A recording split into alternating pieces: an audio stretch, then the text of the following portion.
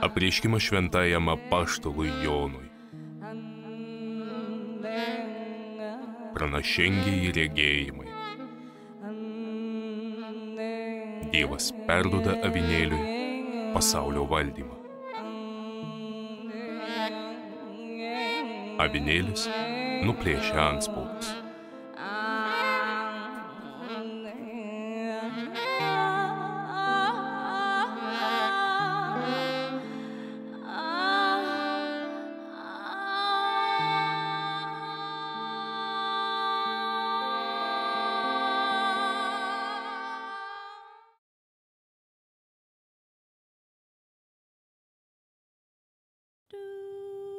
Aš mačiau, kaip avinėlis nuplėšė pirmąjį iš 7 antspaudų ir išgirdau vieną iš 4 būtybių, tartum griaustiniu balsu šaukiant: ateik. Ir aš regėjau, štai pasirodė baltas žirgas ir ant jo raitelis su kilpiniu rankoje. Jam buvo duotas vainikas ir jis išjojo kaip nugalėtojas, kad dar nugalėtų.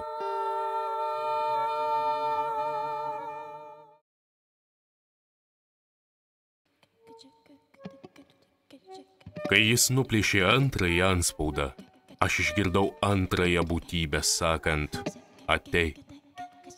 Ir pasirodė kitas žirgas, ugniaspalvis, ir jo raiteliui buvo leista atimti iš žemės taiką, kad žmonės vieni kitus žudytų. Jam buvo duotas didelis kalavijas.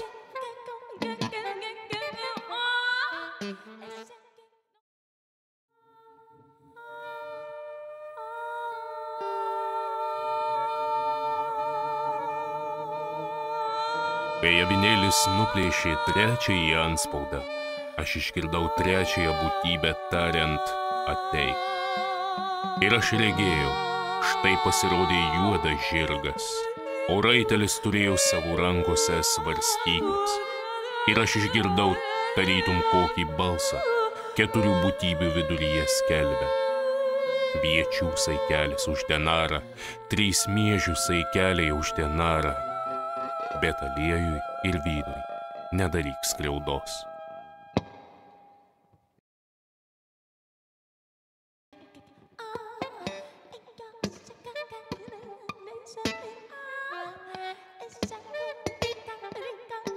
Kai nuplėšė 4-ąjį antspaudą, aš išgirdau 4-osios būtybės balsą sakant: ateik. Ir aš regėjau, štai pasirodė palšas žirgas, jo raitelio vardas buvo mirtis. Ir paskui jį sekė mirusiųjų pasaulis. Jiems buvo duota valdžia 4 žemės, kad žudytų kardu, badu, maru ir žemės žvėrių dantimis.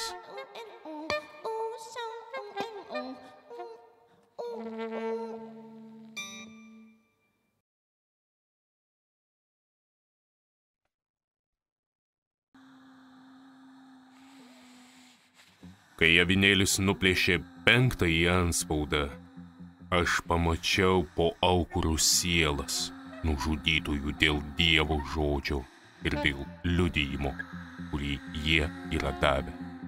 Jie šaukė didžiu balsu klausdami: kaip ilgai šventasis ir teisusis valdove neteisi ir nekeršysi už mūsų kraują žemės gyventojams.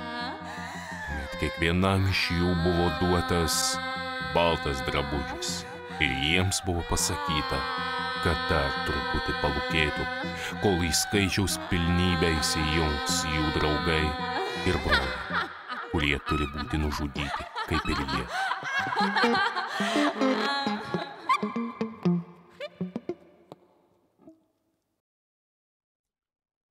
Aš mačiau, kaip jis atplėšė 6-ąjį antspaudą.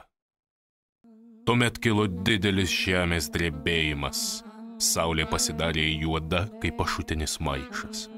Visas mėnulis paraudo lyg kraujas, o dangaus žvaigždės ėmė kristi žemyn. Tarytum baisaus vėjo purtomas figmedis mestų dar neprinokusius vaisius. Dangus atitrūko tarsi besivyniojantis knygos rėtimas, ir visi kalnai ir salos buvo išjudinti iš savo vietų. Tuomet žemės karaliai, didikai, karo vadai, turtuoliai, galiūnai, visi vergai ir laisvieji pasislėpė urvuose ir tarp kalnų uolų.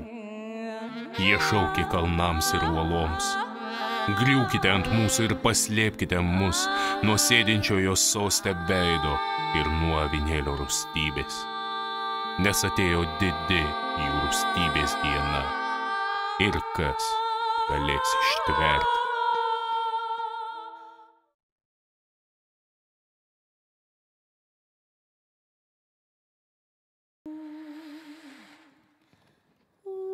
Kai avinėlis nuplėšė 7.